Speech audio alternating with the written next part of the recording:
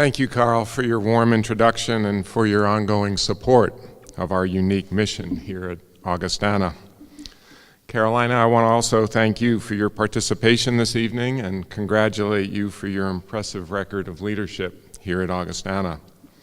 And finally, thanks to all of you who have joined us this evening. A year ago, I began my presentation with a few vignettes, stories from the previous year that I thought told about the kind of community we have here at Augustana.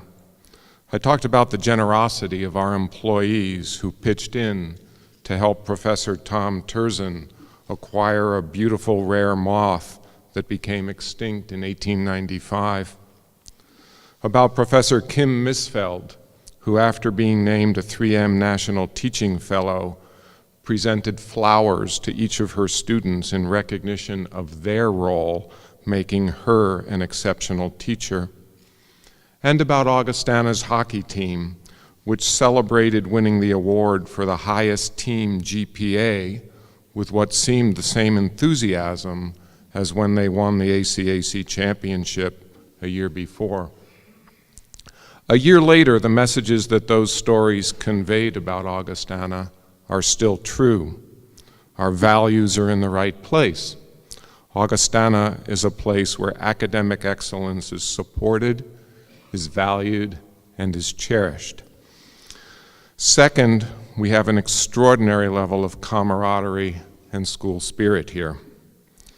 This year, I wish to tell three different stories. My theme, which seems particularly appropriate given the nearly complete Performing Arts Center, is university community, or what I sometimes call town-gown relations. Many universities, including the U of A, measure their value to the public by focusing on their economic contributions, their dollar value to the community, or even to the entire province. That approach certainly has value, just as the methodology that counts lifetime earnings in order to measure the worth of a university degree has value. But I believe the method risks missing a lot that is important. When measuring the worth of a degree, here at Augustana, it misses the extraordinary public and local value that is created when our graduates move into positions of regional leadership, positions such as Executive Director of the Battle River Alliance for Economic Development, Watershed Program Coordinator for the Battle River Watershed Alliance, Chief Administrative Officer for the town of Irma, Alberta, or Small Business Advisor for the Rural Alberta Business Center. My three stories this evening, all from the past year, illustrate Augustana's amazing partnership with the community, the value of which cannot be measured merely in dollars. The first story comes from the arts. It's pretty simple.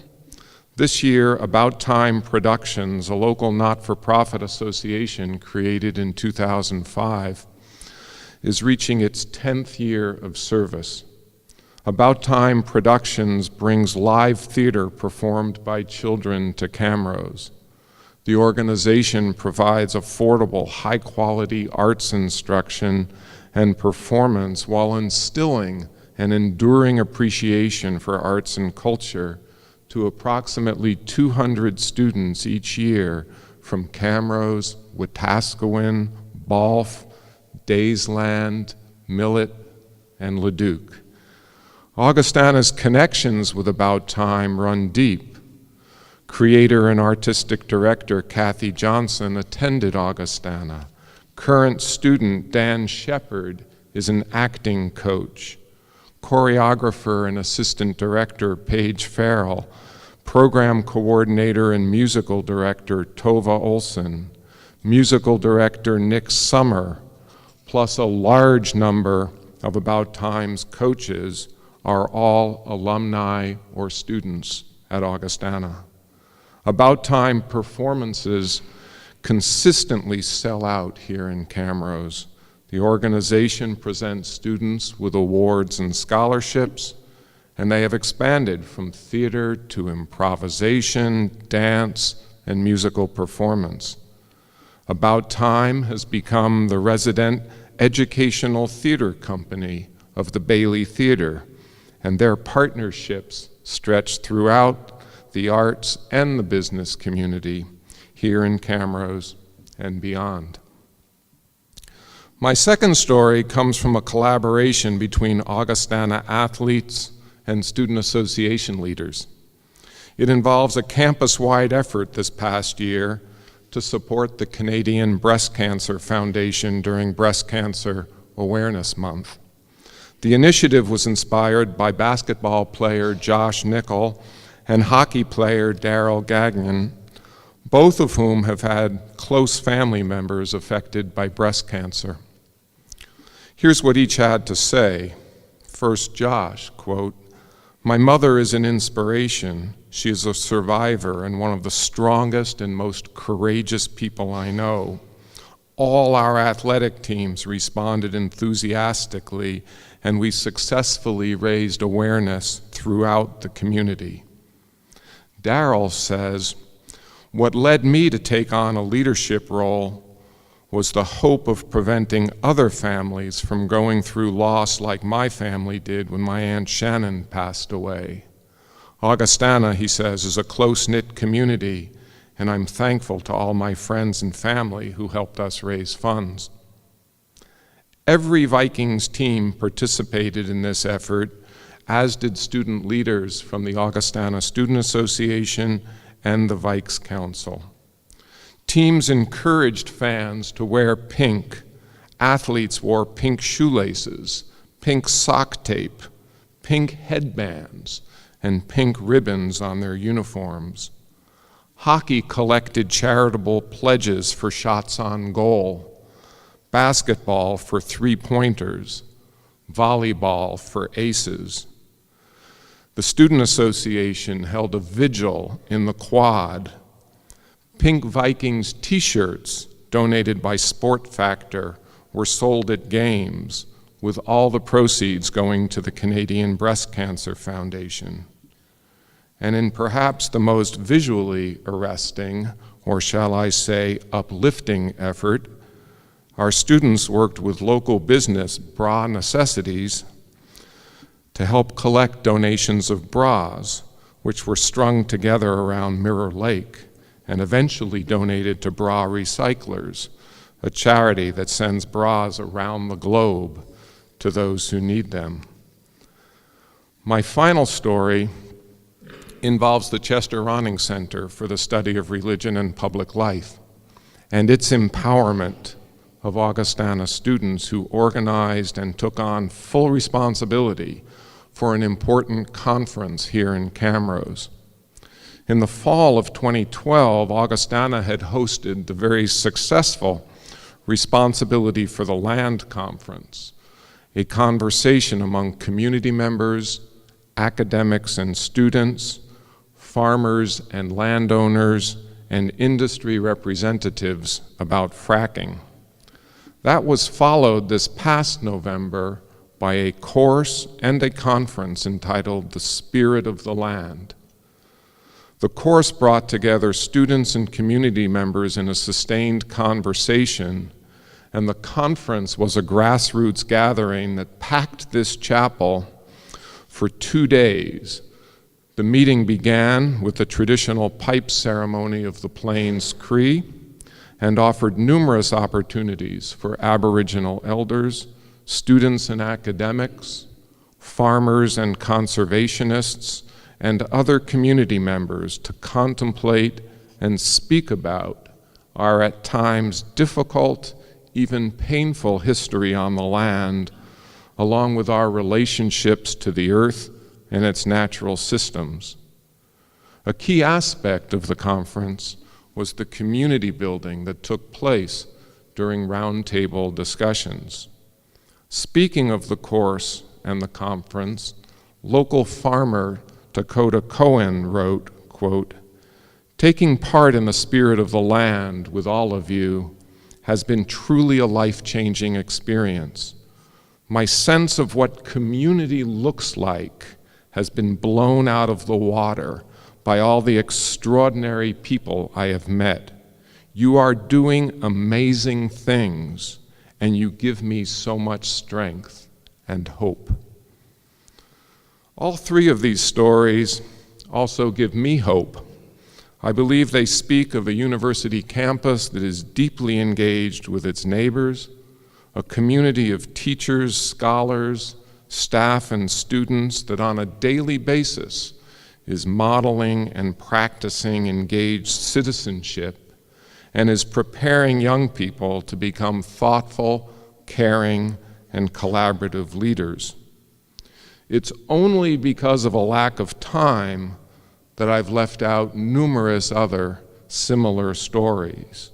For example, about the Classics for Kids program, the Little Rockers curling program, the Best Burger in Town t-shirt campaign to support Reading University, Rocky Road, the Human Library, which just completed its 10th program, the various lunch and learns for community members, SCORE, 5 days for the homeless, and our amazing all-day teach-in in association with the hearings of the Truth and Reconciliation Commission. Allow me to return to the Performing Arts Center. The building, I am convinced, will have a transformative impact on Augustana, on Camrose, and the surrounding region. It will be a first-class, state-of-the-art venue, unique in North America for its sustainability features.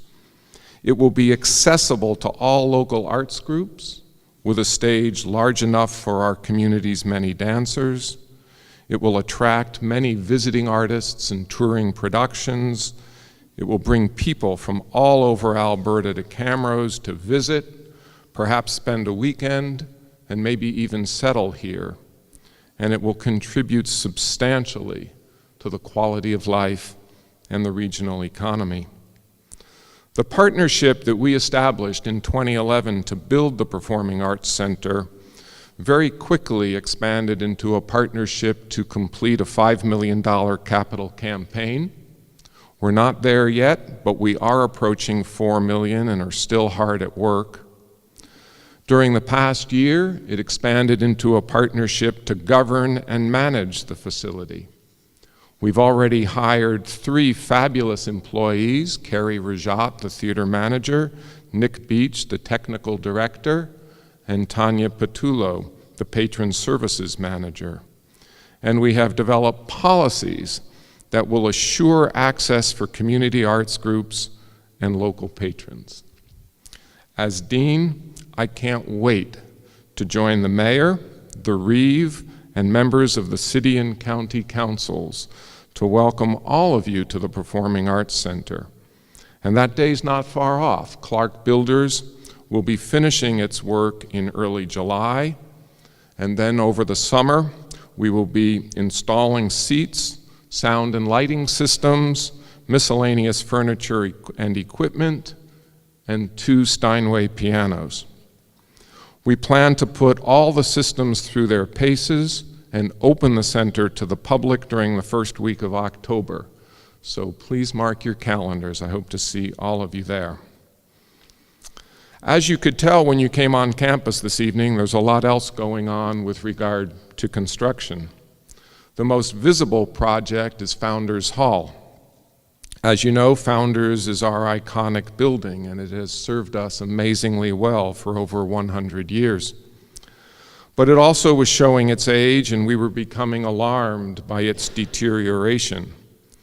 As a result, with generous financial support from the University of Alberta administration, we've embarked on a 2-year program that will see its architectural character retained while the exterior is redone with 21st century materials, an elevator is added, and the interior is modernized and redesigned.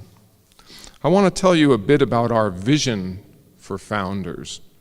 Most importantly, we want to assure that it remains for another 100 years a place of affection for all Augustana alumni, a place that in their memories represents everything that is special about Augustana. So here's what we're going to do. On the main floor, we are creating what I informally have called the campus living room, a comfortable space to welcome guests, whether they be alumni, donors, friends, prospective students, or parents. There will always be coffee on, a friendly receptionist, and displays of memorabilia and photographs from our past that help tell Augustana's story. On the two top floors of the building, there will be faculty offices, each with an associated work area for a student research assistant, thereby helping us advance our campus commitment to undergraduate research. But I've saved what I believe is the most exciting part of Founders Hall for last. On the second floor, we are creating a new student service, a one-stop center in which students can access integrated, holistic advising services. In other words, assistance with planning not just their class schedules for the coming term, but 4-year or perhaps 5-year evolving academic plans. These plans might include community service learning, professional internships, undergraduate research opportunities, and study away, perhaps overseas, perhaps elsewhere in Canada, or perhaps in remote parts of the Canadian North. This center, which we plan to call LAB, L-A-B, except now the acronym stands for Learning Advising Beyond, will also be a place where students can get assistance with adjustments to their learning plans, perhaps changing a major or adding a certificate, and where they can access programs and consult with experts about career planning and possibly post-baccalaureate study. The fun part of all construction projects is that they're invitations to rethink how we educate and how we serve students. This is also the case on another project that we started dreaming about a year ago. If all goes well, we will get started this summer thanks to a financial commitment from the Office of the Provost. What I'm speaking of is renovations we are undertaking on the lower level of the forum to create an attractive space for informal social interaction and programs that serve Augustana's growing number of Aboriginal students. This space, which will be organized and decorated in culturally appropriate ways, will not only be a comfortable campus home for Aboriginal students, it will be a space to promote interaction and understanding among all students and members of our community, regardless of background. We're currently working closely with University architect Ben Louis to realize this vision in a way that meets the needs of our Aboriginal students and helps us advance a larger educational agenda of mutual understanding. There are two other infrastructure projects that deserve mention. The first is the Sustainability Research Station that Augustana plans to build in collaboration with Alberta Parks and Camrose County at Miquelon Lake Provincial Park. We had hoped to be finishing this project right about now, and while progress has been slowed, the commitment remains firm.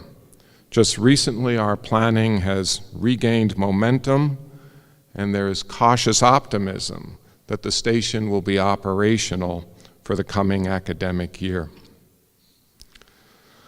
The second project is arguably our most important, and Carl referenced it.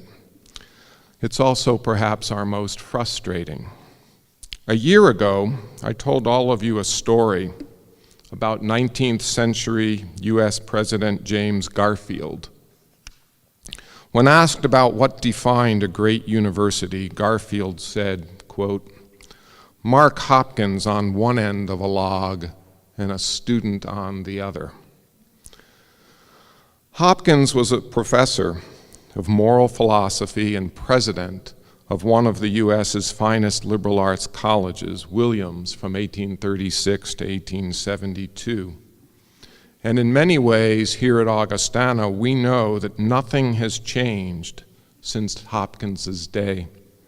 The most effective teaching still involves close personal relationships between faculty and students. But we clearly can't afford one-to-one student-faculty ratios with each participant on one end of a real or a metaphorical log. So we need instead to think about the spaces in which students learn and faculty members teach. And I must tell you, here at Augustana, those spaces, as Carl acknowledged, both classrooms and laboratories, too often are seriously outdated. As Carl mentioned, Augustana was fortunate to recently host Premier Dave Hancock on campus.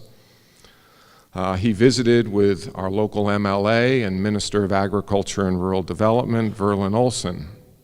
And as Carl told the story, as we stood in one of Augustana's chemistry labs, Verlin turned to the Premier and said, "You know, Dave, this lab hasn't changed one bit since Al and I studied here."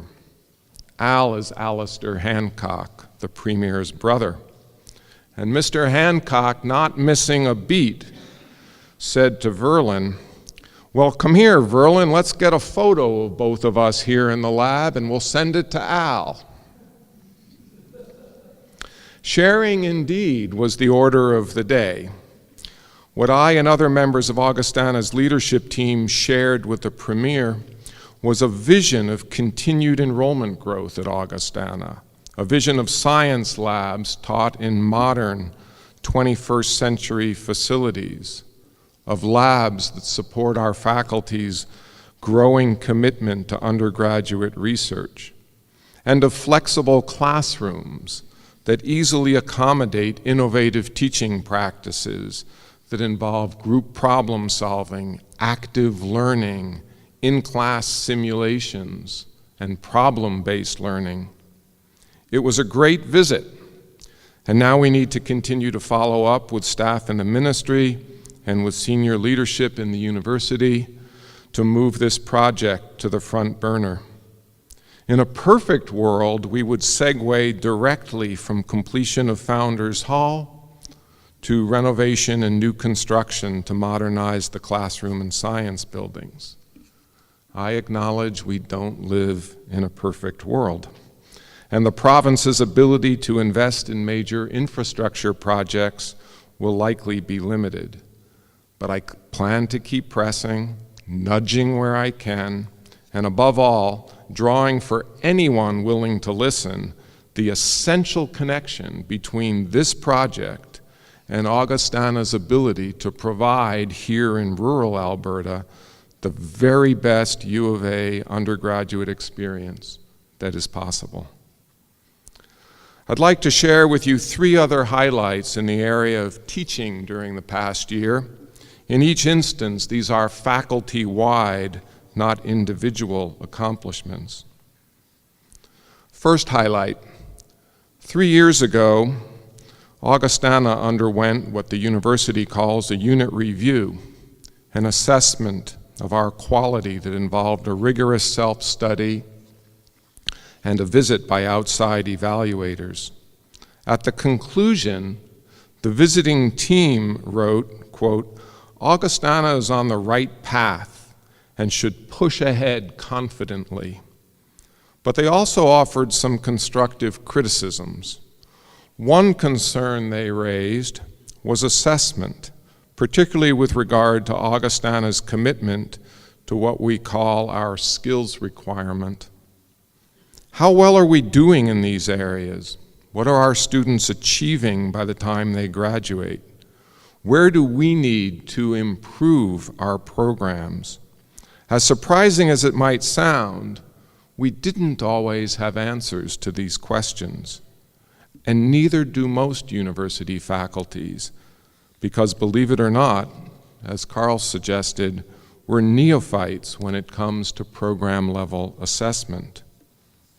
Worse, it was increasingly apparent to us that faculty understanding of our skills requirements didn't translate into student understanding of our goals for their learning. But that has changed. In September, we launched a new communications effort regarding skills at Augustana. We now have innovative videos available on the web directed to both current students and prospective students, and posters in every classroom. What they explain and what every student now can recite is Augustana's very simple and straightforward commitment. Every student, regardless of his or her academic program, will become a sophisticated thinker, researcher, and communicator. But obviously, it's not enough for us simply to proclaim that goal. Under the leadership of Professor Paula Marentet, we have gone much further, specifying what we mean by sophisticated thinking, research, and communication skills in ways that are, first of all, understandable by students, and second, easily assessed by faculty. So how are our students doing in these areas? I'm proud to report that we will soon have meaningful, systematic data to mull over, as Paula will lead the entire faculty through a half-day assessment workshop in May. Second highlight from the world of teaching this past year. Last year, I told a story about former Dean Roger Epp, who to his chagrin discovered that many Augustana graduates seemed unable to articulate for potential employers the value of their liberal arts and sciences preparation. They remembered the courses they took, and they even remembered a fair bit of what they learned in those courses. But they seemed unable to think about their education and their own growth and development in a holistic or a synthetic manner. So Roger chose to write a letter that helped introduce our graduates to potential employers. Since then, we've decided that this situation needs additional work. During the past year, every faculty member at Augustana participated in a campus-wide effort to develop 4-year templates and statements of program-level learning goals for every academic major. What is the knowledge, what are the skills, and what are the dispositions that students will gain in every academic major? This work will not only help students see beyond the courses they are currently enrolled in, it's essential to our efforts to improve retention and graduation rates. Students, after all, need to see how their studies at the beginning of their academic career are connected to more advanced studies and opportunities, and they need to become aware of the fact that they are developing important real-world skills, and they need to become full partners with the faculty in assessing their own progress. Finally, one more highlight. Augustana rightfully brags about the amazing experiential learning opportunities we offer students. Things like community service learning and credit-bearing study overseas. Participation statistics suggest that we are a leader in the U of A and in the province in these areas. But I worry that the numbers tell only a partial story. So last May, I posed several questions to our faculty. Are we clear what our goals and purposes are for experiential education? What are the most appropriate strategies to achieve these goals? Do we want every one of our graduates to have one or more of these experiences? And how can we best evaluate whether we're meeting our goals and purposes? As a result of our discussion, last May, the Faculty Council formed a new task force. I love the acronym, LEARC, the Learning Experience Research Committee. This group will be making recommendations at our 2-day faculty retreat in May, and I confess I can't wait, because what I've learned is that they're going to challenge all of us to think way outside the box. Here's an analogy. How many of you are familiar with QWERTY keyboards? QWERTY.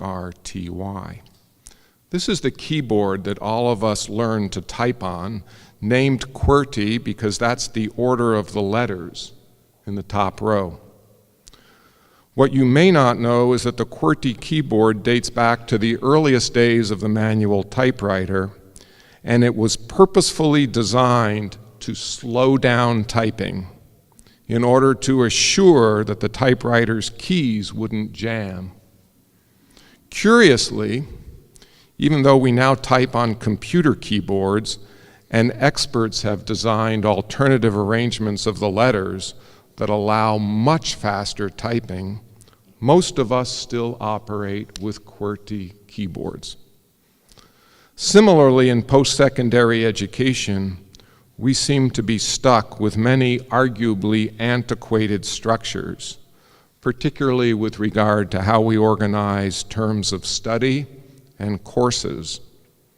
The members of LEARC are asking if that needs to continue to be the case, particularly if Augustana is committed to enhancing experiential education opportunities for students. So stay tuned. Maybe I'll have a follow-up report next year. I'd like to close tonight by talking just a bit about recent trends and future directions. These few points are some of the reasons for my own confidence, and I hope they also inspire confidence on your part. The first trend involves enrollment growth. Augustana continues to grow in terms of total enrollment, international enrollment, and Aboriginal enrollment. In the latter category, we are now in second place in the university, enrolling a higher percentage of Aboriginal students than every faculty except the Faculty of Native Studies. And we're now working with senior U of A administration and with the Ministry of Innovation and Advanced Education to plan for gradual growth, probably over 4 years or so, to a total enrollment of 1,200 students. The second trend involves Augustana's role in Campus Alberta, already mentioned by Carl. As most of you know, we already have a very successful relationship with the faculties of nursing and rehabilitation medicine to train health professionals here in Camrose. What you may not know is that virtually all the graduates of these programs are taking positions in rural hospitals and health agencies. In terms of Campus Alberta, Augustana is also expanding opportunities for students from community colleges, places like Grand Prairie Regional College, Red Deer College, and Musquegee's Cultural College, to earn a University of Alberta bachelor's degree while studying in a friendly, small community setting. The final trend involves what Provost Carl Amrine calls responsibility-centered management. In an era of static or perhaps declining public investments in post-secondary education, it envisions placing increased responsibility on faculties to develop new revenue streams. Here at Augustana, we're looking at a number of possibilities. The most promising include, first of all, increased summer programming to serve the community, workshops, certificate programs, camps of various kinds, etc. Second, we're looking at increased programming to assist with the development of faculty from foreign universities, Last summer, we gained our first experience in this field by developing a program that focused on English language and pedagogical skills for teachers from Gansu Lihanhe University in China. And thirdly, we're offering up the unique expertise we have here at Augustana through consultancies. The most promising right now is work we hope to begin soon with members of the royal family in Kuwait to develop the Canadian University of Kuwait, a residential undergraduate arts and sciences campus similar to Augustana. A significant part of my job as I look ahead is to try to steer and manage these trends. I'm particularly fortunate in having a fabulous leadership team here at Augustana that will share the load, particularly new Vice Dean Anne-Marie Link. We're also fortunate to have the support of senior U of A administration, including Provost Carl Amrine and Deputy Provost Olive Young.